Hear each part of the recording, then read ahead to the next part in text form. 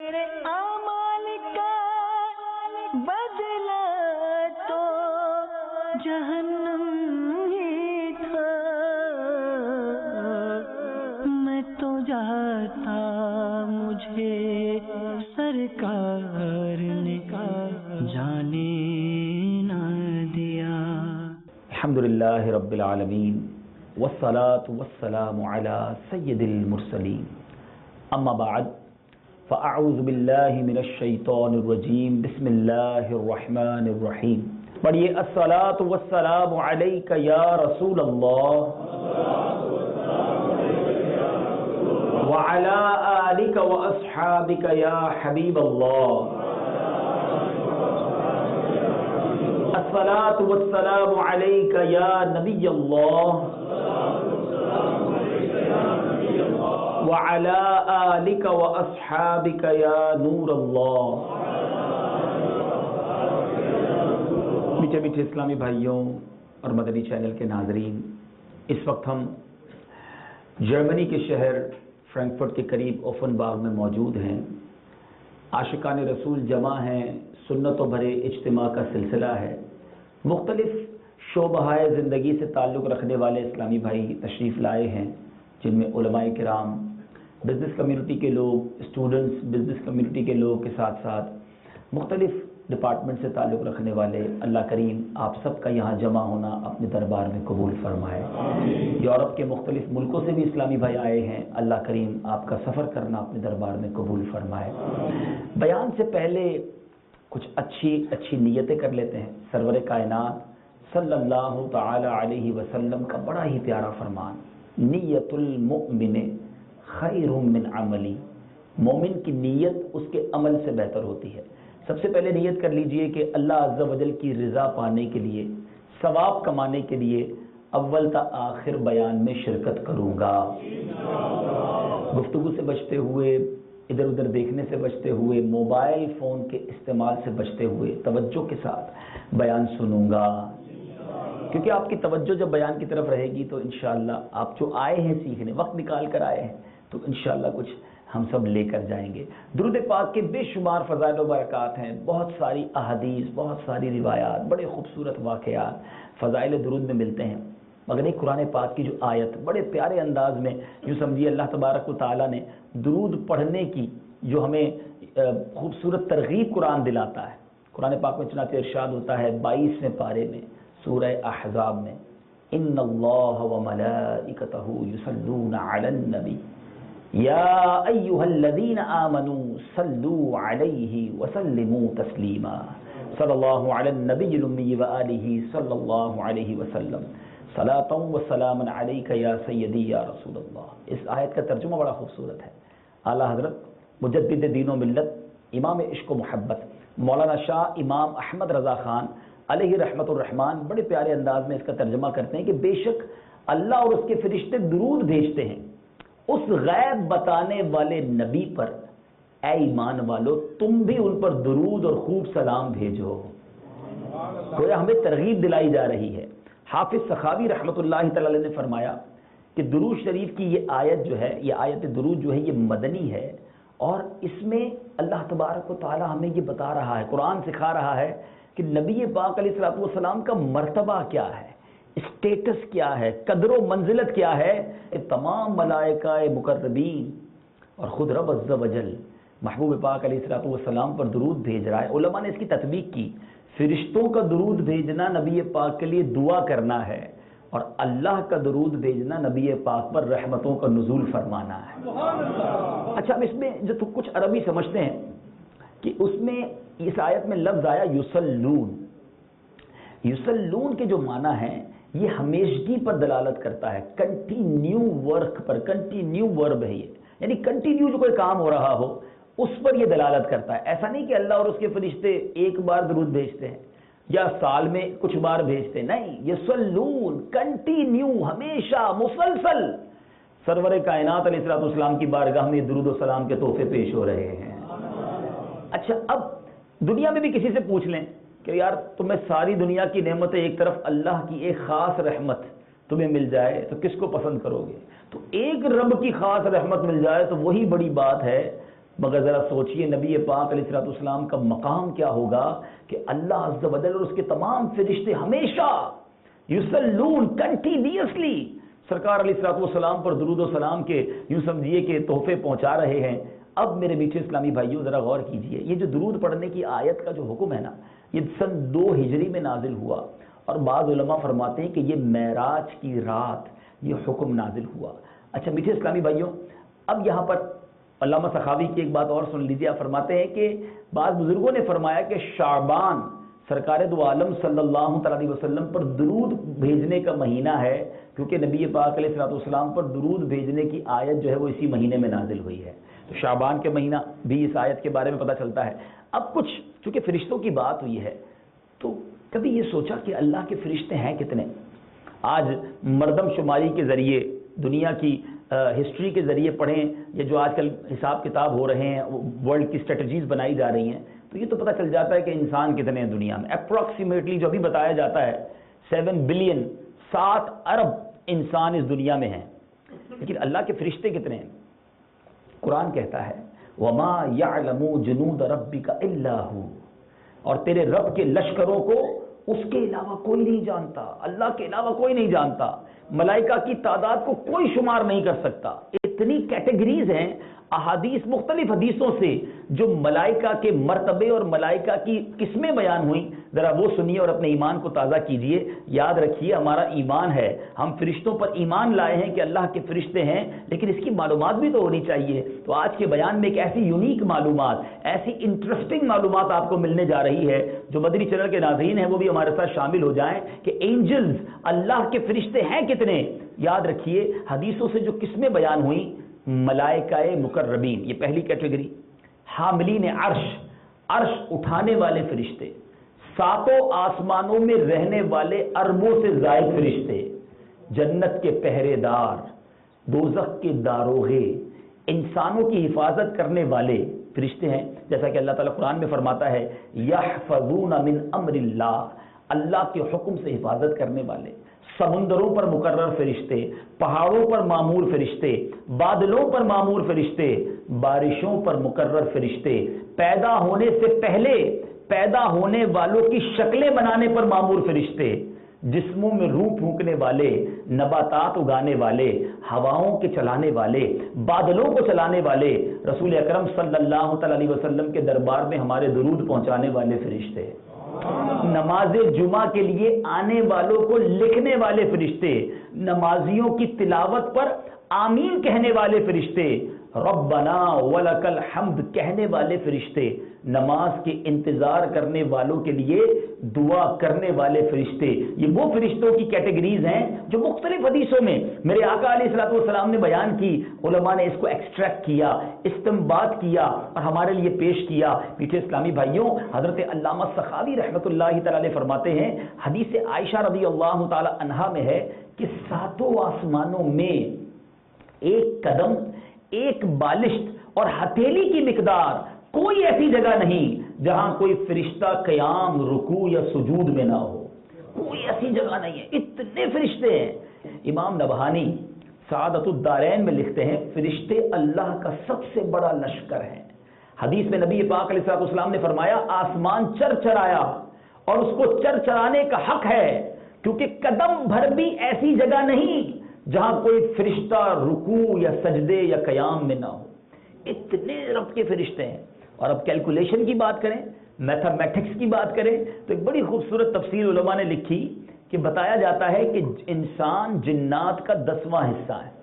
تو اب اگر انسان جنات کا 10واں حصہ ہے تو پھر اگر انسان دنیا میں 7 ارب ہیں تو ایک موٹا حساب کرتے ہیں تو اس کا مطلب تقریباً 70 ارب جو ہے وہ جنات ہو گئے۔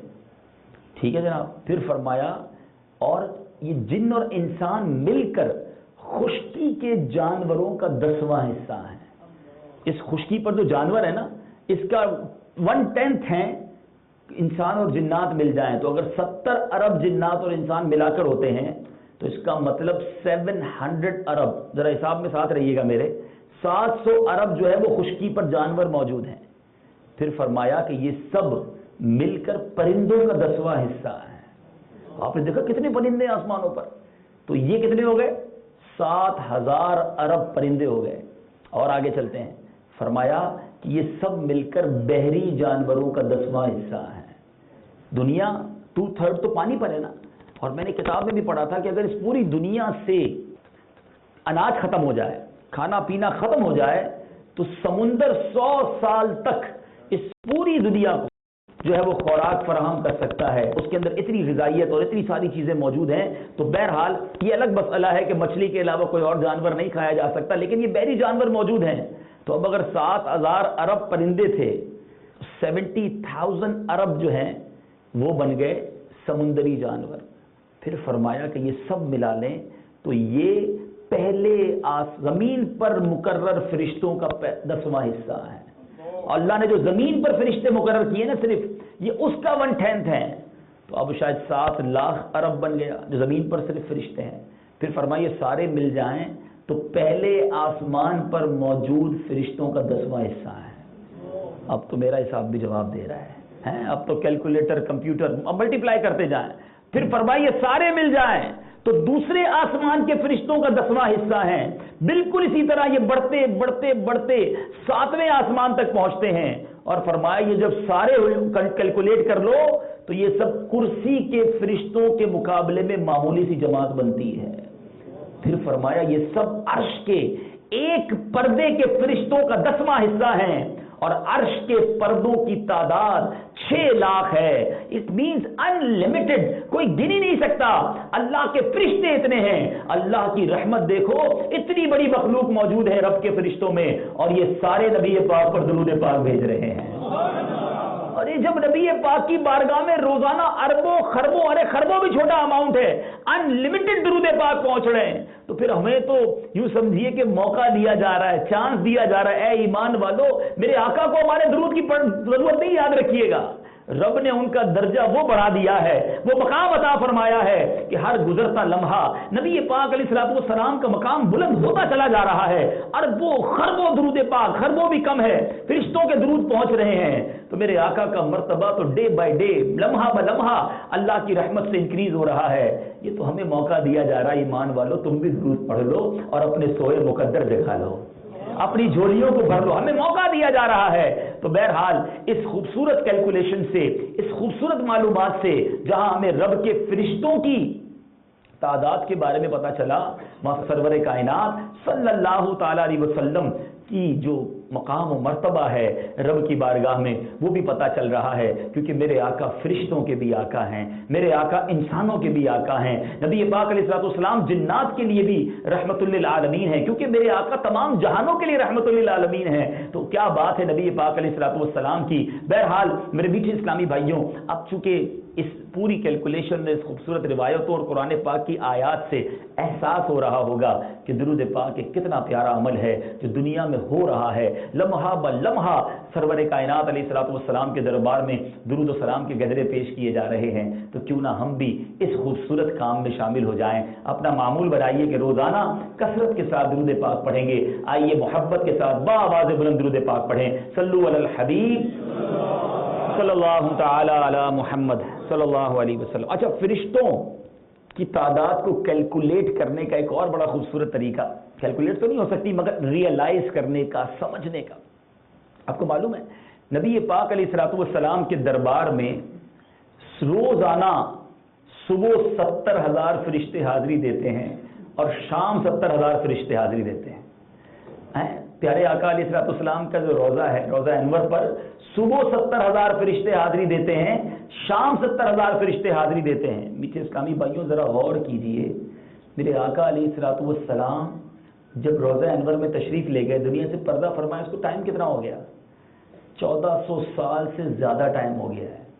سنا یہاں جرمنی میں بڑی تعلیم اور میتھمیٹکس میں بڑے ماہر ہو, تو ذرا کیلکولیٹ تو کرو کہ ایک دن میں کتنے فرشتے حاضری دیتے ہیں. 1,40,000. ٹھیک ہے, اب کبھی کیلکولیٹر لے کر بیٹھیے گا, ڈیلی 140,000, تو 365 دنوں میں ایک سال میں کتنے فرشتوں نے حاضری دی, اور 1400 سال میں کتنے فرشتے حاضری دے چکے ہیں. اور مزے کی بات یہ ہے, جو ایک بار حاضری دے گا اس کی دوبارہ باری نہیں آنی. اور اس کی وجہ بیان کی گئی کہ اللہ کے فرشتے اتنے ہیں اور ہر فرشتے کی تمنا ہے کہ نبی پاک علیہ الصلوۃ والسلام کے روضے پر حاضری دی جائے تو صبح قیامت تک یہ بدلیاں ہوتی رہیں گی تاکہ سب کی باری آ جائے، سب مستفیض ہو جائیں، ساری زندگی جس نبی پر درود بھیجتے رہے اس کے دربار میں حاضری بھی نصیب ہو جائے۔ تو اب دو باتیں سیکھنے کو مل رہی کہ فرشتوں کی کوانٹٹی کتنی، اور ذرا غور کرو کہ دربار مصطفیٰ کا مقام کیسا ہے۔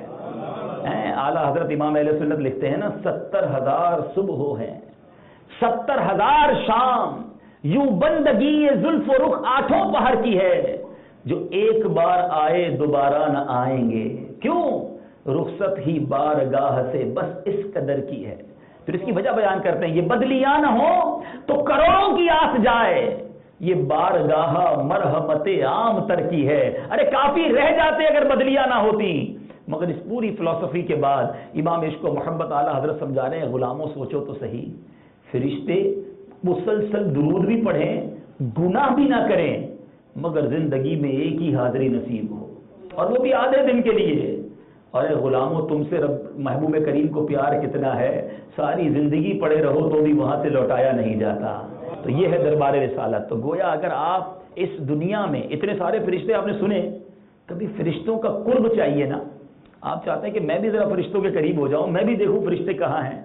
اللہ غنی، شاعر لکھتا ہے نا، جیسے جی چاہے جہاں میں گھوم پھر، پر یہ مدینہ ہے یہاں آہستہ چل، قدسیوں کے درمیاں آہستہ بول۔ ہیں تو اب غور کریں کہ مدینہ منورہ میں جب آپ جاتے ہیں، اللہ تعالیٰ بار بار حاضری عطا فرمائے، تو گویا فرشتے جہاں موجود ہیں وہاں آپ کی حاضری ہو رہی ہے۔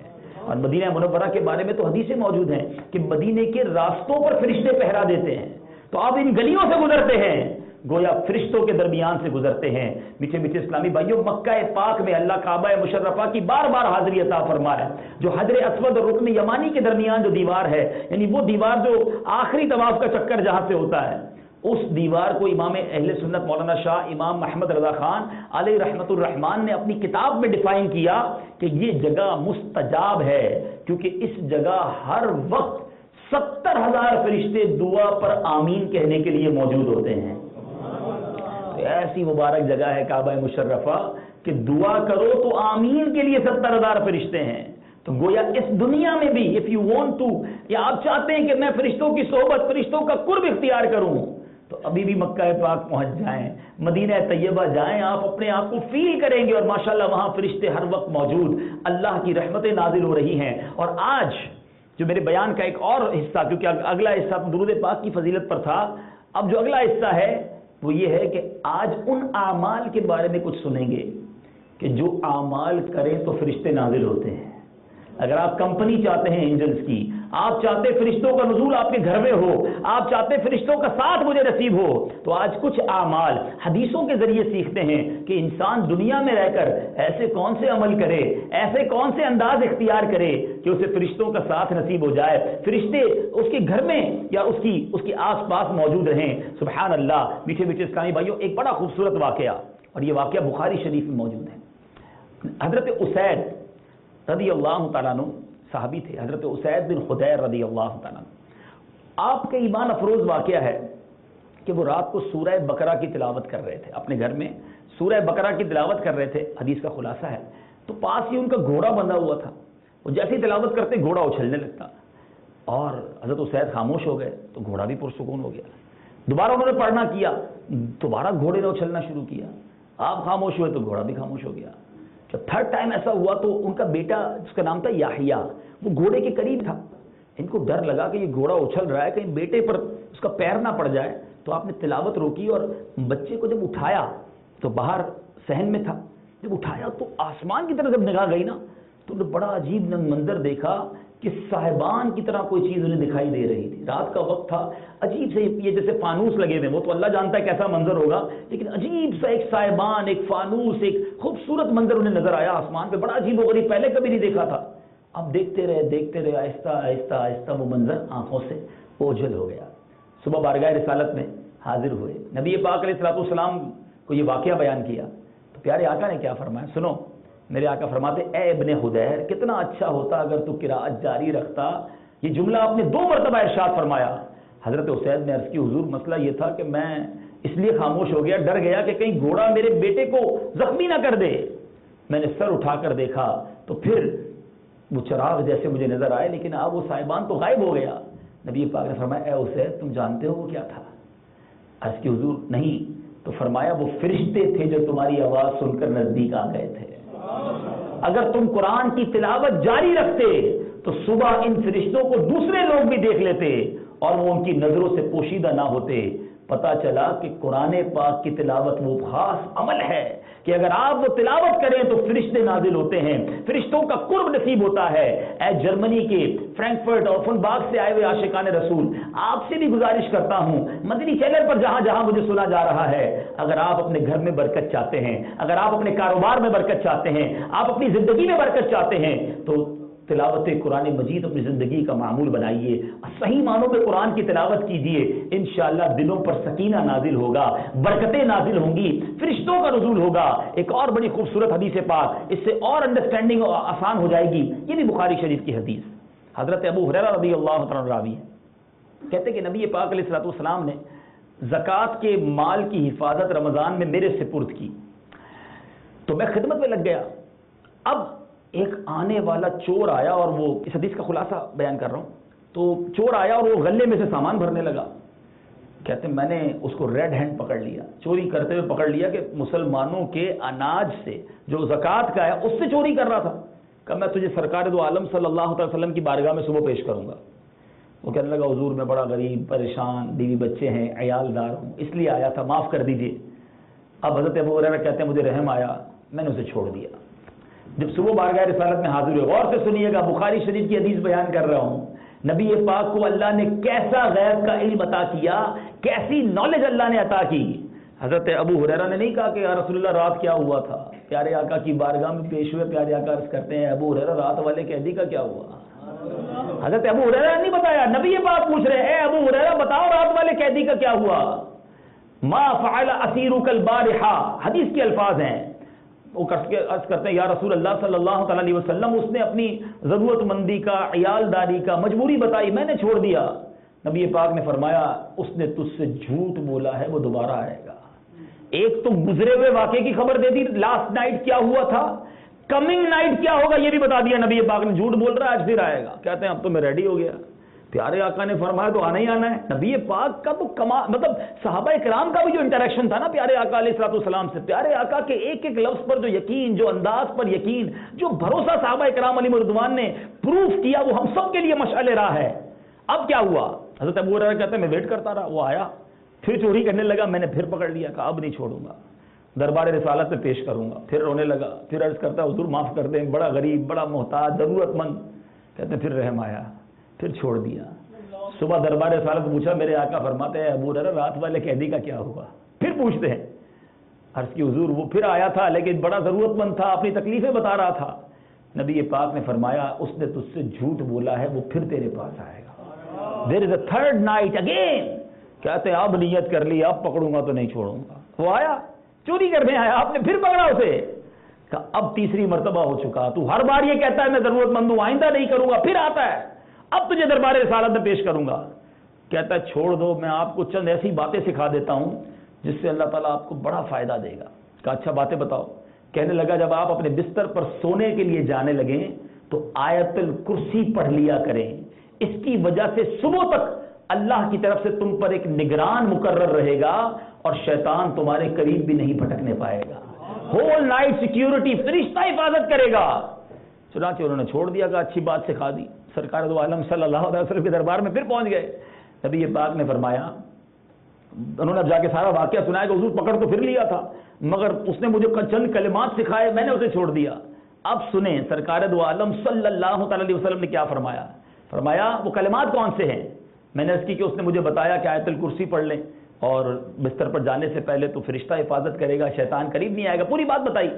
تو پیارے آقا علیہ السلام نے فرمایا اے ابو ہریرہ اس نے بات تو سچ کہی ہے مگر فی نفس ہی وہ ہے بڑا جھوٹا۔ کیا تمہیں معلوم ہے کہ 3 راتوں سے تمہارے پاس آنے والا کون ہے؟ حضرت ابو ہریرہ کہتے نہیں یا رسول اللہ صلی اللہ علیہ وسلم۔ فرمایا وہ شیطان تھا، شیطان تمہارے پاس 3 راتوں سے آ رہا تھا۔ نبی پاک کو معلوم تھا مگر جو اس نے بات کہی ہے نا وہ بات ٹھیک تھی۔ تو اس پوری حدیث سے 2-3 باتیں سیکھنے کو مل رہی ہیں۔ ایک، سرکار دو عالم صلی اللہ علیہ وسلم کے پاس نالج کیسی تھی، علم کیسا تھا، اللہ کی عطا سے کیسا علم غیب تھا. ارے اعلیٰ حضرت اس مسئلے کو بڑے پیارے انداز میں ایک ہی شعر میں سولو کر دیتے ہیں، کنفیوژن ختم کر دیتے ہیں. اعلیٰ حضرت لکھتے ہیں اور کوئی غیب کیا تم سے نہا ہو بھلا. نہا کہتے چھپنا. یا رسول اللہ اور کوئی غیب کیا آپ سے کیا چھپ سکتا ہے، اور کوئی غیب کیا تم سے نہا ہو بھلا، جب نہ خدا ہی چھپا تم پہ کروڑوں درود. ساری دنیا میں، ساری کائنات میں اللہ تبارک و تعالیٰ کو اگر کسی نے دیکھا ہے تمام انسانوں میں، وہ فقط نبی پاک علیہ السلام کی ذات ہے جنہوں نے پیارے اللہ عز و جل کو اپنی آنکھوں سے دیکھا. تو اعظم الغیب تو رب خود ہوا نا کہ اللہ تعالیٰ کو اور کسی نے نہیں دیکھا. تو جب رب ہی نبی پاک علیہ السلام کے سامنے نہ چھپا، رب نے خود اپنا دیدار کرا دیا، تو اور کون سا غیب باقی بچتا ہے. تو بہرحال ایک بات تو یہ سیکھنے کو ملی. اور دوسری بات جو ہمارے آج کے بیان کا ٹاپک ہے کہ وہ عمل جو فرشتوں کا ساتھ دیتا ہے، وہ عمل جو فرشتوں کی برکتیں ہمیں دیتا ہے، وہ کیا ہے؟ سوتے وقت آیت الکرسی پڑھے ہیں، اور تاکہ ساری رات فرشتہ ساتھ رہے، شیطان کے واروں سے بندہ بچا رہے. تو بات وہی آگئی تلاوت، اللہ کا ذکر. لیکن ہم بدقسمتی سے کتنے دور ہیں. آج ہماری راتیں کیسے ہوتی ہیں؟ ہمارا سوتے وقت حال کیا ہوتا ہے؟ فلمیں دیکھتے ہوئے. اچھا پہلے فلمیں دیکھتے تھے لوگ، اب فلمیں ڈرامے چھوڑی تو موبائل ہاتھ میں ہوتا ہے، اب کمپیوٹر ہاتھ میں ہوتا ہے، اب اس کے جناب پتہ نہیں کیا کیا دیکھ رہے ہوتے ہیں. ارے سوچو یار، موت، نیند جو ہے نا بیسیکلی یہ ایک طرح کی موت ہے.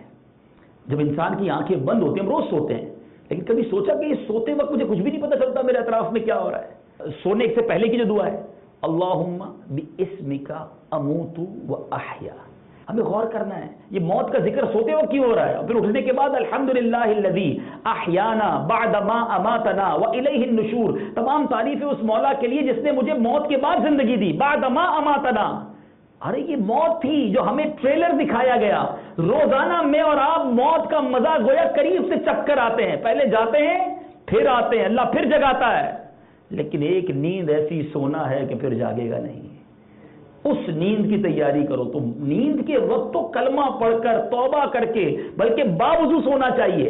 علماء لکھتے ہیں، حدیث کی کتابوں میں بھی یہ روایتیں موجود ہیں کہ جو باوضو سوتا ہے اگر اسی حالت میں مر جائے تو شہید کا مرتبہ پاتا ہے. لیکن ہماری نیند، ہم سوتے وقت عشاء قضا کر کے سو رہے. اٹھنے کا پلان کب کا ہے؟ جب آفس جانا ہے. یہ سوچو کہ مسلمان رات سوتے وقت اٹھنے کی پلاننگ کیا کر رہا ہے کہ آفس کتنے بجے جانا ہے، فلائٹ کتنے بجے پکڑنی ہے، اسکول کتنے بجے جانا ہے. اس کی اٹھنے کی پلاننگ میں فجر نہیں ہے کہ میں نے فجر کے لیے اٹھنا ہے. یعنی سوتے وقت بھی اللہ کی نافرمانی ہے، جاگتے کی پلاننگ میں بھی اللہ کی نافرمانی ہے. ارے ہماری تو سونا کیسا ہونا چاہیے؟ میں سو جاؤں یا مصطفیٰ کہتے کہتے، اور کھلے آنکھ صلی اللہ کہتے کہتے. ہمارا سونا اللہ کی راہ میں ہو، اس انداز سے ہو کہ سونا بھی عبادت. جی ہاں، بڑی پیاری بات علماء لکھتے ہیں. ابھی شروع میں نے بیان کے پہلے کہا نا انما الاعمال بالنیات. اگر کوئی اچھی نیت کے ساتھ سوئے نا، سوئے، اس کا سونا بھی عبادت بن سکتا ہے. اب بندہ بولے یار نیند بھی کروں اور عبادت بھی، ثواب بھی ملے. جی ہاں، علماء لکھتے ہیں اگر کوئی شخص اس نیت کے ساتھ سوئے کہ یہ جو سو رہا ہوں اس سے جو ریسٹ مجھے ملے گا، میں اس ریسٹ اور اس طاقت سے اللہ کی عبادت کروں گا، آرام کر کے فجر پر قوت حاصل کروں گا، سنت کے مطابق سوئے ساری رات سویا رہے، سونے کا ثواب بھی ملتا رہے گا. تو بات وہی ہے کہ ہمارا بیک آف مائنڈ انٹینشن کیا ہے. ابھی میں نے 2 حدیثیں آپ کو سنائی ہیں، ایک تلاوت قرآن، پھر آرام کرتے وقت آیت الکرسی، جس سے آپ قریب سے فرشتوں کی برکتیں لے سکتے ہیں. ایک اور خوبصورت قرآن پاک کی صورت، یہ شعب الایمان کی حدیث ہے، اور اس کی بڑی خوبصورت حدیث پاک ہے کہ میرے آقا فرماتے ہیں جو شخص جمعہ میں سورہ دخان پڑھتا ہے وہ صبح اس حال میں کرتا ہے کہ اس کے گناہ بخش دیے گئے ہوتے ہیں، اور حور عین سے اس کا جوڑا طے پا چکا ہوتا ہے. نیز جمعہ یا شب جمعہ سورہ دخان کی تلاوت کرنے والے کے لیے اللہ تعالیٰ جنت میں گھر تعمیر فرماتا ہے. سب سے بڑھ کر یہ سنو، 70,000 فرشتے اس کے حق میں دعائیں مغفرت کرتے رہتے ہیں. اب ذرا غور کیجئے، اب یہ سورہ دخان پڑھنے میں 5-6 منٹ سے زیادہ نہیں لگتے. پڑھیں تو نا، قرآن سے محبت ہو تو پتا بھی ہو سورہ دخان کون سے پارے میں ہے، کہاں ہے سورہ دخان. لیکن اللہ کرے کہ ہمارا قرآن سے ایسا انٹریکشن ہو جائے. اب بندہ کہے کہ میں سورہ دخان پڑھوں اور 70,000 فرشتے دعائیں استغفار کریں، دعائیں مغفرت کریں، تو اور کیا چاہیے مجھے؟ لیکن ہمیں تو اگر کوئی کہہ دے کہ سورہ دخان پڑھنے سے 500 یورو ملیں گے تو بندہ کہے گا بتاؤ کتنی بار پڑھنا ہے؟ ایک بار میں 500 ملیں گے تو پھر بتاؤ پڑھنے کی اجازت کتنی بار ہے؟ اور کوئی کام ہی نہیں کرنا سانو.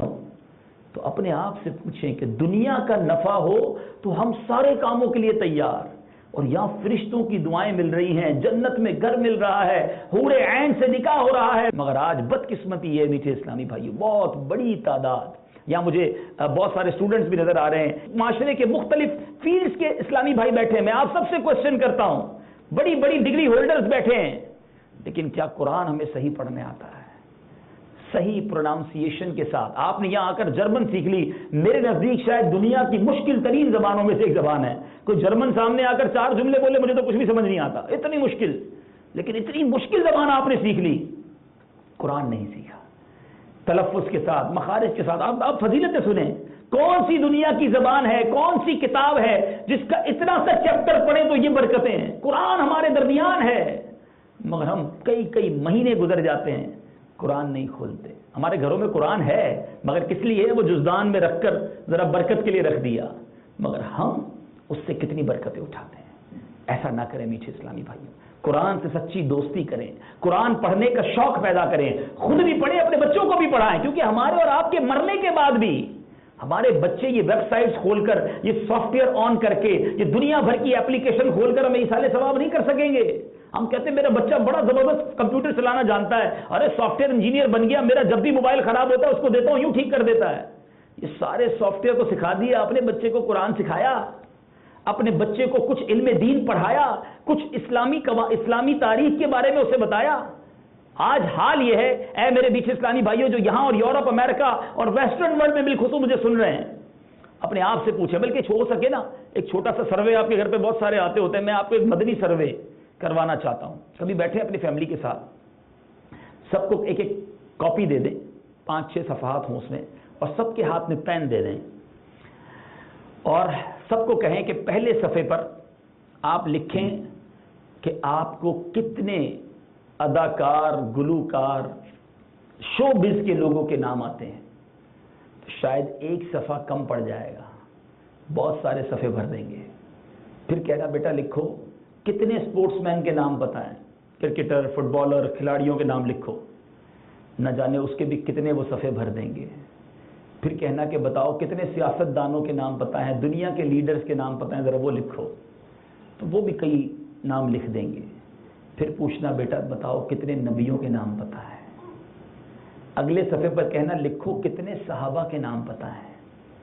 اس کے بعد والے صفحے پر کہنا لکھو بیٹا کتنے اولیاء کے نام پتہ ہیں. یہ 6-7 صفحات کے بعد آپ کو پکچر سامنے آئے گی کہ میں کدھر جا رہا ہوں, میں نے اپنی فیملی کی کیا تربیت کی ہے, میں مسلمان ہوں, مجھے مرنا ہے, اور مرنے کے بعد بہترین جو ثواب جاریہ والے کام ہے نا وہ اچھی اولاد ہے. اعمال نامہ تو ڈسکنٹینیو ہو جائے گا نا, میں تو نیکی نہیں کر سکوں گا. اب 3 ہی چیزیں ہیں حدیث پاک میں, بندے کے مرنے کے بعد اس کا نامہ اعمال منقطع ہو جاتا ہے. خلاصہ حدیث یہ ہے کہ 3 کام ہیں جو مرنے کے بعد بھی کنٹینیو رہتے ہیں. اس میں پہلا صدقہ جاریہ, کوئی ایسا کام کر جائے انسان, جو مسجد بناتے ہیں, جو نیکی کا کام کرتے ہیں, بہت اچھی بات ہے, مرنے کے بعد وہ ثواب ان کے لیے جاری رہتا ہے. دوسرا فرمایا علم, یہ علماء جو کتابیں چھوڑ جاتے ہیں, شاگرد چھوڑ جاتے ہیں, آفرین ہیں ان پر, کتنا بڑا ان کا یہ کام ہوا کرتا ہے.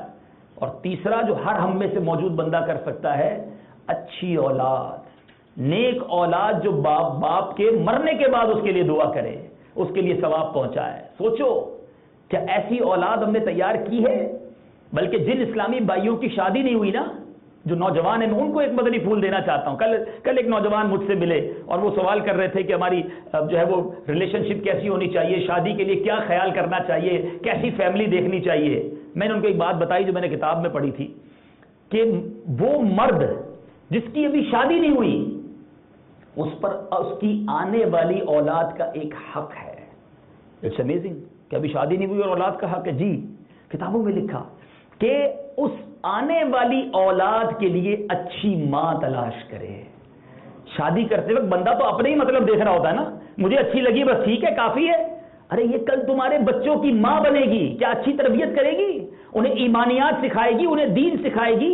یہ جناب اس کے بعد تمہارے بچے تمہاری نافرمان، اللہ کے بھی نافرمان، اسلام سے بھی دور، دین سے بھی دور، بعض اوقات تو ایمان سے دور ہوتے ہوئے دیکھا گیا، کیونکہ بیوی تلاش کرتے ہوئے یہ کون دیکھتا ہے؟ ہمارا تو کانسیپٹ ہی کچھ اور ہے۔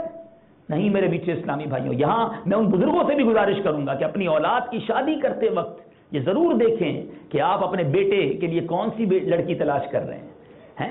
حدیث پاک کا خلاصہ ہے 4 چیزوں کی وجہ سے عورت سے شادی کی جاتی ہے، اس کی خوبصورتی کی وجہ سے، اس کے مال کی وجہ سے، اس کے خاندان کی وجہ سے، اور اس کی دینداری کی وجہ سے۔ دیندار عورت سے شادی کرو، یعنی باقی 3 چیزوں سے زیادہ پریورٹی دیندار کو دی جانی چاہیے۔ ادھر شکل و صورت دیکھ لی کافی ہے، ہمیں پسند آ گئی ٹھیک ہے، ارے پسند تو آ گئی لیکن یہ پسند چند دنوں چند مہینوں تک رہے گی، اس کے بعد زندگی کو نبھانا ہے، اب ایک فیملی سسٹم کو چلانا ہے، بچوں کی پرورش کرنی ہے اور ان بچوں کو دین سکھانا ہے، ورنہ ایسا نہ ہو کہ مرنے کے بعد والد کا جنازہ تو پڑھا ہو مگر بچوں کو بھی جنازہ پڑھنے نہ آتا ہو۔ یہ اولاد کس کام کی؟ بالکل اسی طرح جو بچیوں کی لیے رشتہ تلاش کر رہے ہیں ان کو بھی میں ایک انڈیکیشن دینا چاہتا ہوں۔ نارملی ہمارے کیا دیکھنا ہوتا ہے لڑکا تلاش کرتے وقت کہ لڑکا جناب کماتا کتنا ہے، دکھتا کیسا ہے، پیپر کون سے ہیں، ڈاکیومنٹ پکے ہیں نہیں ہیں، پاسپورٹ ہے کہ نہیں ہے، 3-4 چیزیں دیکھ لیں۔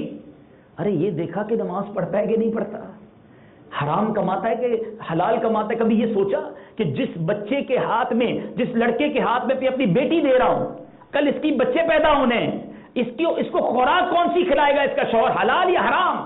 آپ حرام کا لقمہ کھلانے کے لیے اپنی بیٹی کا ہاتھ دے رہے ہو۔ حدیث پاک کے الفاظ اس کا مضمون ہے کہ وہ جسم جو حرام سے پلا بڑا وہ جہنم میں جلنے کے قابل ہے۔ آپ اپنی بچی کو ہاتھ پکڑا رہے ہو اس کا کہ جو جہنم کا ایندھن بنائے گا آپ کی بچی کو اور آپ کی بچی کے ہونے والے بچوں کو۔ ایسا نہ کرو۔ آج ہم عیب کون سے دیکھتے ہیں؟ ہمیں پتہ چلے شراب پیتا ہے، نشہ کرتا ہے، تو ہم کہتے ہیں نہیں یار یہ بچہ نہیں چلے گا، یہ لڑکا نہیں چلے گا۔ کیوں؟ نشہ کرتا ہے۔ نشہ کرنا حرام ہے، نماز پڑھنا حرام نہیں ہے؟ نماز نہ پڑھے کوئی بات نہیں، چلتا ہے، بس یہ اچھا حرام کماتا ہے اس کی کوئی ٹینشن نہیں، جوا نہیں کھیلنا چاہیے، جوا کھیلنا یقیناً حرام ہے، لیکن چونکہ معاشرے میں برا عمل ہے ہم اس کو چیک کر لیتے ہیں، لیکن رشوت کا کاروبار کر رہا ہے، جھوٹ بول کر روزی کما رہا ہے، اس کی کوئی فکر نہیں ہے۔ خدا را چیک کریں ہم نے۔ اچھا پھر سب سے اہم بات، ان تمام چیزوں سے زیادہ اہم بات، اس کا عقیدہ کیا ہے، اس کے بلیف کیا ہے اللہ اور اس کے رسول کے بارے میں، صحابہ اور انبیاء اور اولیاء کے بارے میں وہ کیا سوچتا ہے۔ نہ لڑکی لیتے وقت نہ لڑکا دیتے وقت یہ سوچتے ہیں ہم کہ کہیں ایسا تو نہیں کہ آنے والی آپ نے ساری زندگی اپنے بچے کی اچھی تربیت کی، اسے اللہ اور اس کے رسول کی محبت سکھائی، صحابہ اور اولیاء کی محبت اس کے دل میں بٹھائی، مگر شادی وہاں کر دی کہ جن کے دماغ ہی کچھ اور تھا، آپ کا بیٹا بھی آپ کے ہاتھ سے گیا، آنے والی نسلیں بھی جناب انبیاء کرام، صحابہ کرام اور اولیاء کرام سے معاذ اللہ بغض رکھنے والی بن گئی، تو کدھر جائے گی آپ کی آنے والی نسل؟ ایسا بھی ہوتا ہے کہ ایک بچی کو پردہ کرنے والے سکھاتا ہے، بڑی محبت سے اسے دین سکھاتا ہے، مگر شادی کرتے وقت وہ بے احتیاطی کرتا ہے کہ ایسے گھرانے میں شادی کرتا ہے کہ بچی کا پردہ بھی گیا، اس کی نمازیں بھی گئیں، اس کی جناب جو عقیدہ اور جو اس کی خوبصورت تعلیمات تھی وہ بھی برباد ہو جاتی ہیں۔ تو ایسا نہ کریں۔ یہ خاندان فقط چند فنکشن منانے کا نام نہیں، آپ بنیاد ڈال رہے ہیں آنے والی نسلوں کی۔ اور ہم نے سنا کہ اچھی اولاد وہ ماں باپ کے لیے خزانہ ہے، ماں باپ کے لیے یوں سمجھیے زبردست ایسٹ ہے۔ اے میرے نوجوانوں جنہوں نے شادیاں کر دی ہیں، میں ان کو یہ مدنی پھول دینا چاہتا ہوں کہ خدا را یہ سوچ کر شادی کرنا، ایسی خاتون کو تلاش کرنا کہ جو آپ کی آنے والی نسلوں کے لیے بہترین ٹیچر ثابت ہو، بہترین تربیت کرنے والی۔ اور ہماری مغفرت ہے کہ مرنا ہم سب نے، مرنے کے بعد نیک اولاد ہی ہمارے لیے خزانہ ہے۔ اور آج بات ہو رہی ہے فرشتوں کے نزول کی، وہ اعمال کیے جائیں جو فرشتوں کے نزول کا سبب بنتے ہیں۔ میرے پاس طویل فہرست ہے، ایسے بہت سارے اعمال تھے لیکن ظاہر ایک بیان کا وقت مختصر ہوتا ہے۔ اب آخر میں آپ کو وہ عمل بتانے جا رہا ہوں کہ جو اگر آپ اپنائیں تو اس کے ذریعے فرشتوں کا ساتھ بھی نصیب ہوتا ہے اور بہت ساری باتیں سیکھنے کو بھی ملتی ہیں۔ اللہ تبارک و تعالیٰ کے کچھ فرشتے ہیں اور مسلم شریف کی حدیث ہے، ان کو اللہ تعالیٰ نے سیاحت کے لیے رکھا، ان کی ڈیوٹی۔ ابھی اینجلس کی بات ہو رہی تھی، بہت ساری کیٹیگری ہیں، تو ایک کیٹیگری فرشتوں کی وہ ہے جو سیاحت کرتے رہتے ہیں، ٹریول کرتے رہتے ہیں آل اراؤنڈ دا ورلڈ۔ ان فرشتوں کا کام یہ ہے کہ وہ جہاں کسی ایسی جماعت کو پاتے ہیں، جہاں کسی ایسی گیدرنگ کو پاتے ہیں جو اللہ کے ذکر میں مشغول ہے، تو ایک دوسرے کو آواز دیتے ہیں ادھر آؤ ادھر آؤ، اور وہ فرشتے اس گیدرنگ میں جمع ہو جاتے ہیں اور اس گیدرنگ کو، اس اجتماع کو، اس محفل کو اپنے پروں سے ڈھانپ لیتے ہیں۔ اللہ کی رحمت سے امید ہے, بڑی امید ہے اللہ کی رحمت سے کہ اوفن باغ میں ہونے والے اس اجتماع کو بھی فرشتوں نے اپنے پروں سے ڈھانپا ہوا ہوگا, کیونکہ ہم یہاں کسی دنیاوی مقصد کے لیے جمع نہیں ہوئے. میرا تو کوئی بھی رشتہ دار نہیں ہے یہاں پر. آپ میں سے کئی ایسے ہوں گے جو پہلی بار ایک دوسرے کو دیکھ رہے ہوں گے. دیر از اونلی ون ریزن, اللہ کی رحمت سے حسن ظن رکھتا ہوں کہ آپ کا بھی یہی ہوگا کہ اللہ کی رضا کے لیے یہ وقت لے کر آئے ہیں. تو فرشتے ایسی محفل کو جہاں اللہ کی ذکر ہو رہا ہو اپنے پروں سے ڈھانپتے ہیں, پھر واپس جاتے ہیں تو کیا ہوتا ہے؟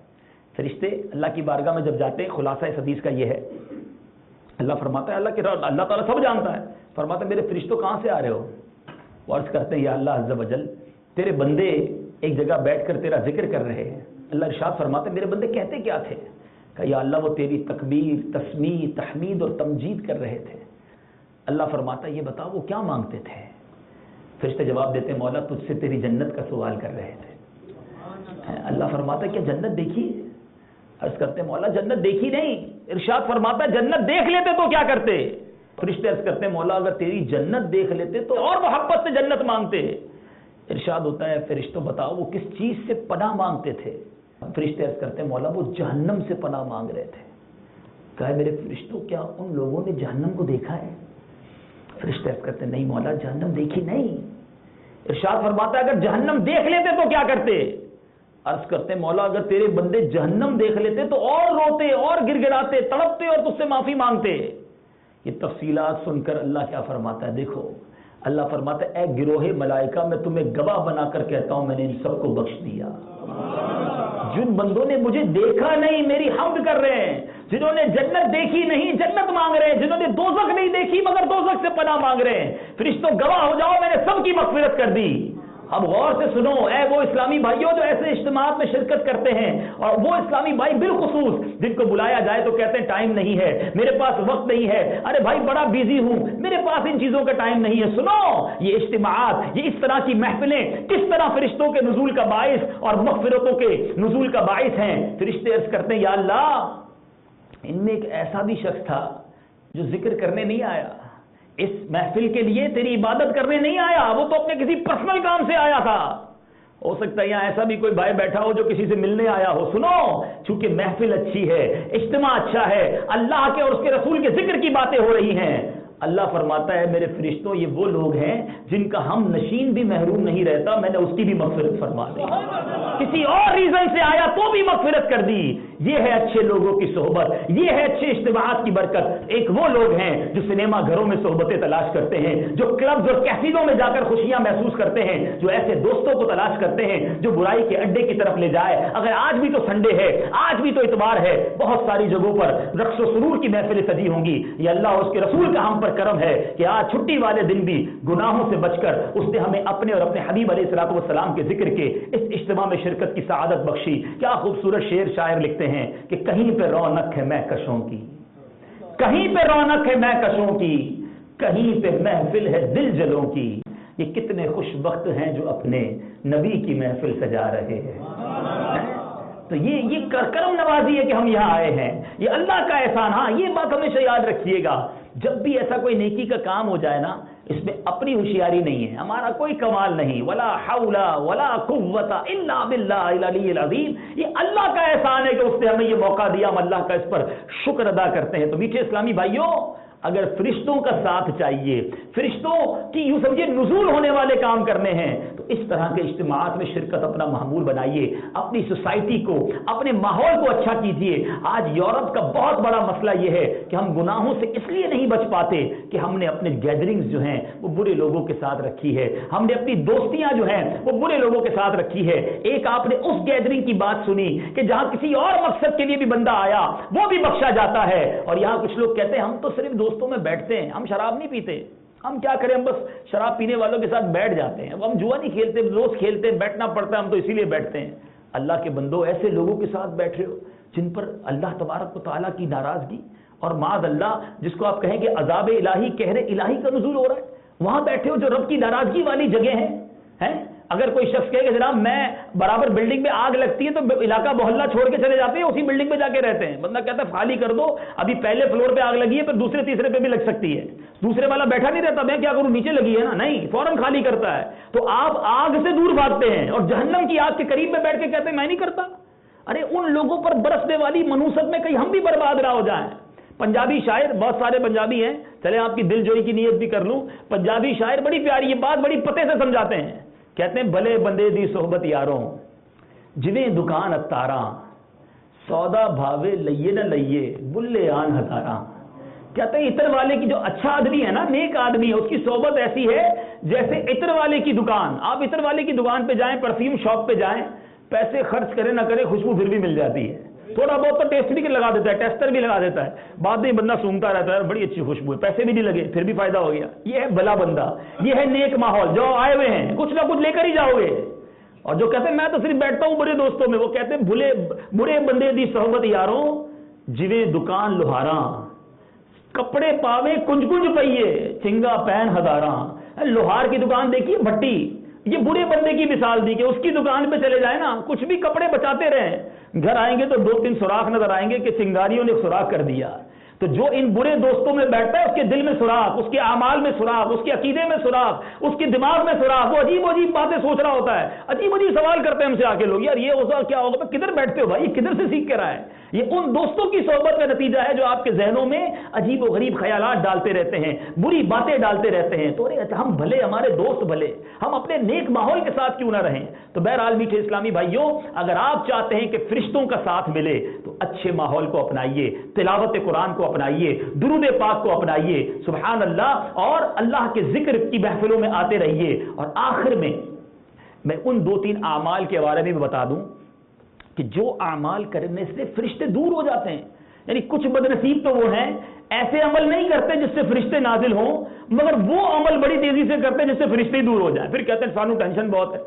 ذرا غور کریں نا کہ ہم نے وہ عمل کیے ہیں کہ جن سے خود فرشتے دور ہو گئے. میں آپ کو 2-3 حدیثیں سناتا ہوں. نبی پاک علیہ الصلوۃ والسلام فرماتے ہیں کہ اس گھر میں فرشتے داخل نہیں ہوتے جس میں کتا ہو، نہ اس گھر میں جہاں جاندار کی تصویر ہو. تو گھر کے اندر اب تو عجیب و غریب ماحول ہے، بستر پہ کتے کو سلاتے ہیں. گھر کے باہر علماء نے کچھ وجوہات کی بنا پر چوکیداری وغیرہ کے لیے اجازت دی، مگر وہ گھر کے باہر. مگر اب تو سنا ہے کہ اس کا بیڈ بھی الگ ہوتا ہے، اس کا باتھ روم بھی الگ ہوتا ہے، بندہ کھانا بعد میں کھاتا ہے، پہلے کتے کو کھلا رہا ہوتا ہے. تو حدیث میں جب منع کیا گیا کہ رحمت کے فرشتے نہیں آتے تو ہمیں اس سے احتیاط کرنی ہے. پھر دوسری بات، جاندار کی تصویر، یہ بڑا پرابلم ہے. بھائی جس کے آفس میں جاؤ اس نے پہلے 25 تصویریں لگائی ہوتی ہیں کہ کون کون میرے آفس میں آیا، کسی کے ساتھ ہاتھ ملا کر تصویر، کسی کے ساتھ کھڑے ہو کے تصویر. تو تصویر کا جو فتویٰ ہے دارالفتہ اہل سنت کا کہ فوٹو جب تک کمپیوٹر میں ہے، ڈیجیٹل فارم میں ہے، چاہے آپ کے ٹیبلٹ پی سی میں ہے، موبائل میں ہے، کمپیوٹر میں، جب تک تو ٹھیک ہے، لیکن اس کا پرنٹ نکال کر رکھنا یہ ناجائز، حرام، اور یہ رحمت کے فرشتوں کو بھی دور کرتا ہے. یہاں تک کہ اپنے پیر صاحب کی تصویر بھی آپ اپنے گھر میں نہیں لگا سکتے، آویزہ نہیں کر سکتے. اپنے والد کی تصویر لوگ لگاتے ہیں، بلکہ کچھ وہ لوگ ہیں جن کی پتہ نہیں غیرت کہاں مر جاتی ہے کہ اپنی اور اپنی بیوی کی تصویر لگا کے رکھتے ہیں. کسی کے آفس میں جائیں، گھر میں جائیں، اور تصویر بھی اس دن والی جس دن شادی ہوئی تھی، دنیا کو دکھاتے دیکھو میری بیوی کیسی لگ رہی ہے. ارے کدھر گئی تمہاری غیرت؟ اپنی گھر کی عورت کو اس طرح سب کے سامنے تماشا بنایا. تو یہ نہ کرے. اچھا یہ وبا اب اور کیا پھیلی کہ اب پہلے تو یہ گھر میں تصویریں ہوتی تھی، اب آ گیا سوشل میڈیا. جدھر گئے، جس دعوت میں گئے، اپنے پیج پہ اپنی فیملی کی تصویریں شیئر کر رہے ہیں. اللہ کے بندوں کچھ حیا کرو. یہ عورت ویسی چھپانے کی چیز، اور ہم اپنے گھر کی عورتوں کی تصویر خود ہی اپنے ساتھ شیئر کر رہے ہوتے ہیں. یہ نہ کریں، یہ گناہ جاریہ ہے. تو اس پر احتیاط. اور بالخصوص جو تصویریں، چونکہ ٹاپک میرا یہ ہے کہ اس گھر میں رحمت کے فرشتے نہیں آتے کہ جس گھر میں تصویریں آویزاں. کچھ لوگوں نے تو عجیب، کبھی کبھی کسی مسلمان کے گھر میں جائے حیرت ہوتی ہے کہ مسلمان کا گھر ہے، غیر مسلم کا عجیب عجیب بت لگائے ہوئے ہیں، کبھی کسی جانور کو سجا کے لگایا ہوا ہے. ایسا نہ کریں. تو یہ اس سے آپ خود اپنے گھر پر رحمت کے فرشتوں کا داخلہ بند کر رہے ہیں. جائیے گا آج گھر جا کر اور سروے کیجیے گا اپنے گھر میں کہ کہیں کوئی ایسی تصویر تو نہیں لگی ہوئی، اس کو نکال دیں تاکہ رحمت کے فرشتے آئیں، بیماریاں دور ہوں، میرے گھر سے پرابلمز دور ہوں، اور میرے گھر میں رحمتوں کا نزول ہو. اور ایک اور بات، ایک وہ عمل جو بڑی کثرت سے ہو رہا ہے، اور وہ یہ ہے کہ حدیث پاک کا خلاصہ ہے کہ جب بندہ جھوٹ بولتا ہے تو اس کی جھوٹ کی بدبو سے فرشتہ 1 میل دور ہو جاتا ہے. اب بتائیے کون سا، یعنی پہلے تو یہ سنا تھا کہ لوگ کبھی کبھی جھوٹ بولتے ہیں، ابھی تو ایسا لگتا ہے کبھی کبھی سچ بولتے ہیں. ہر بات میں جھوٹ، ہر بات میں جھوٹ. اچھا جو تو لطیفے سنانے ہیں، دوستوں کو خوش کرنے کے لیے جھوٹ بولنا ہے، نہ کرو ایسا. سچے آقا کے غلام ہو، سچے بن کر رہو، سچی بات سکھاتے یہ ہیں، سیدھی راہ چلاتے یہ ہیں، نبی پاک سچے، اور ہم ان کے غلام ہو کر معاذ اللہ جھوٹ بولے. تو جھوٹ بولنے سے بھی فرشتے دور ہوتے ہیں. اور بات چلی ہے جھوٹ کی تو بڑے دردناک پہلو کی طرف مجھے بتایا بھی گیا، اس لیے میں اس موضوع کو 1-2 منٹ میں کمپلیٹ کرتا ہوں. اور بالخصوص یہ یورپ، امریکہ، اس وقت اگر یو کے میں بھی مجھے عاشقان رسول سن رہے، اور اس پیغام کو بھی پہنچائیں آگے کہ آج ویزا لینے کے لیے، اپنے ڈاکیومنٹس بنانے کے لیے، آپ کسی ملک میں سیٹل ڈاؤن ہونے کے لیے لوگ فارم کے اوپر اپنے آپ کو معاذ اللہ غیر مسلم ظاہر کرتے ہیں. میں فلاں فرقے سے تعلق رکھتا ہوں، میں فلاں فرقے والا ہوں جو کہ اسلام میں نہیں ہے، تاکہ مجھے کسی جگہ پولیٹیکل ایزائلم مل جائے، مجھے جناب سیاسی پناہ مل جائے. یاد رکھیں میں آپ کو شرعی مسئلہ بتا رہا ہوں، اور ایک بات مجھے امید ہے آپ کو پتا ہوگی، لیکن میں آپ کو مزید تاکید کے لیے سمجھا دوں. ساری دنیا کی نعمتیں ایک طرف اور ایمان ایک طرف. ایمان نہیں تو کچھ بھی نہیں ہے. اگر ایمان ہی چلا گیا تو پھر تو جنت میں داخلہ ہے ہی نہیں نا. بے ایمانوں کا جنت میں کیا کام؟ گناہگار کتنا ہی بندہ کیوں نہ ہو، اگر ایمان ساتھ ہے اور ایمان لے کر قبر میں چلا گیا تو اللہ کی رحمت سے ضرور کرم ہوگا. اور اگر گناہوں کی سزا بھی ملی تو اس کے بعد بھی ہمیشہ ہمیشہ کے لیے جنت ہے نا، وہ مسلمانوں ہی کے لیے ہے. تو ایمان سے بڑھ کر کچھ نہیں. اگر کوئی غیر مسلم بے ایمان ہے اور اربوں پتی ہے، اس کے پاس ایمان نہیں نا، اور اس کے مقابلے میں ایک ایمان والا غریب ہے، وہ بڑا امیر ہے. کہ میں بڑا امیر و کبیر ہوں، شہ دو جہاں کا اسیر ہوں. پیارے آقا کے غلام میں بڑے امیر ہیں ہم. تو ایمان بہت ضروری ہے. تو اب سنیے، میں شرعی مسئلہ بیان کرنے جا رہا ہوں. جو شخص یہ کہے کہ اگر میرا فلاں کام نہ ہوا تو میں کافر ہو جاؤں گا، یہ مذاق میں بھی جملے کہتے ہیں نا، وہ شخص یہ کہتے ہی کافر ہو گیا، کیونکہ ارادہ کفر ہے، اور ارادہ کفر بھی کفر ہے. کفر کیا نہیں، فقط ارادہ کیا نا کہ میں معاذ اللہ یہ ہو جاؤں گا، فلاں مذہب اختیار کر لوں گا. یہ سوچتے ہی، یہ ارادہ کرتے ہی وہ کفر میں چلا گیا. تو ایسے خیالات اور ایسی باتیں بھی نہیں کرنا چاہیے. سوال کیا گیا کہ مسلمان ایجنٹ نے کسی مسلمان کو ویزا فارم پر اپنے آپ کو غیر مسلم کسی مذہب کا لکھنے کے لیے کہا تو کیا حکم ہے؟ فرمایا مشورہ دینے والے ایجنٹ کا ایسا مشورہ دینا بھی کفر ہے. کسی کو کفر کا مشورہ دینا، اگر کوئی میرا ایسا بھائی بیٹھا ہے جو ایجنٹ کا کام کرتے ہیں، خدارا اپنے ایمان کی فکر کرو، کبھی ایسا مشورہ نہ دینا. وہ تو کرے نہ کرے، تمہارا مشورہ دینا بھی کفر ہو جائے گا. اور میٹھے اسلامی بھائیوں، دوسرا جس کو مشورہ دیا گیا اس کو یہ مسترد کرنا، اس کو ڈینائی کرنا اس پر لازم ہے. فتاوی عالمگیری میں ہے، دوسرے کو کافر ہونے کا حکم یا مشورہ دینے والے پر حکم کفر ہے. خواہ جس کو حکم یا مشورہ دیا گیا ہو وہ کفر کرے یا نہ کرے، وہ کرے یا نہ کرے، مشورہ دینے والے پر حکم کفر لگ جائے گا. تو اس سے بچنا ہے. اسی طرح بعض لوگ جو میں نے شروع میں کہا کہ اپنے آپ کو سیٹل ڈاؤن کرنے کے لیے، ویزا فارم پر رقم بچانے کے لیے یا جلدی پروسیس ہو جائے، اپنے آپ کو کوئی اور مذہب کا لکھتے ہیں. سنیے، اس کے بارے میں فرمایا کہ اس پر بھی حکم کفر ہے.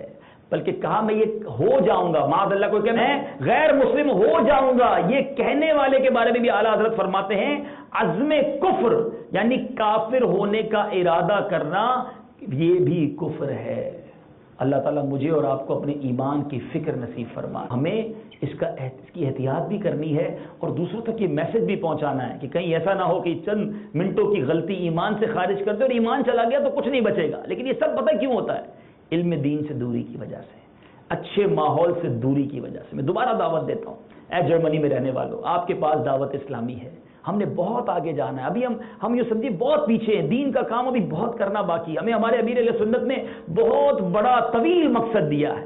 آئیے مل کر دہراتے ہیں. ہمارا مدنی مقصد کیا ہے؟ مجھے اپنی اور ساری دنیا کے لوگوں کی اصلاح کی کوشش کرنی ہے انشاءاللہ عز و جل. اب ساری دنیا کے لوگوں کی اصلاح کی کوشش کرنی ہے تو کچھ کرنا پڑے گا نا. اپنی بھی اصلاح کرنی ہے اور ساری دنیا کے لوگوں کی اصلاح کرنی ہے. آئیے دعوت اسلامی کے دست و بازو بنے.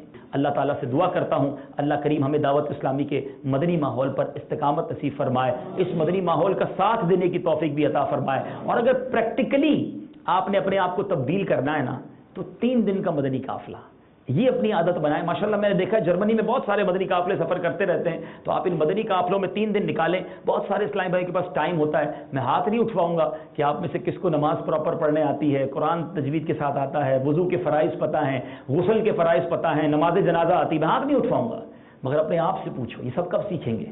تو یہ 3 دن کے مدنی قافلوں میں سفر کرتے رہیے, وقت نکالیے. اسلامی بھائی کو خود پکڑ لیں کہ بھائی بتائیں اب اگلا مدنی قافلہ کب ہے, میں 3 دن آپ کے ساتھ چلوں گا. بہت لطف آتا ہے. اللہ کے گھر میں جب 3 دن رہو گے تو رحمتیں ہی رحمتیں. مہمان اللہ کے ہوں گے تو انشاءاللہ جھولی بھی رب نہیں بھرنی ہے. 5 نمازیں با جماعت, تو تہجد, تو اشراق چاش, تو اوابین, تو دنیا بھر میں جہاں کہیں مجھے سنا جا رہا ہے میں عرض کروں گا اسلامی بھائی جو ہیں وہ مدنی قافلوں میں سفر کریں. بلکہ اس میں اسلامی بہنیں اپنا کردار ادا کریں. یہ گھر کی خواتین بڑی کہتے ہیں نا وہ ضدیں کر کے بڑے کام منوائیں ہم سے, پکنکوں پہ لے جاتے ہیں, پتہ نہیں کدھر کدھر لے جاتے ہیں. تو اسلامی بہنیں مگر مجھے سن رہی ہیں تو اپنے گھر کے جو محارم ہیں ان کو تیار کریں کہ آپ جائیں مدنی قافلے میں. آپ کے گھر کے اگر محارم مدنی قافلے میں جائیں گے تو ان کی برکتیں آپ کو بھی ملیں گی انشاءاللہ. اللہ تعالی ہم سب کو عمل کرنے کی توفیق عطا فرمائے. آمین بجاہ النبی الامین صلی اللہ تعالی علیہ وسلم. صلو علی الحبیب. اعمال کا بدلہ تو جہنم ہی تھا, میں تو جاتا مجھے سرکار نے کہا جانے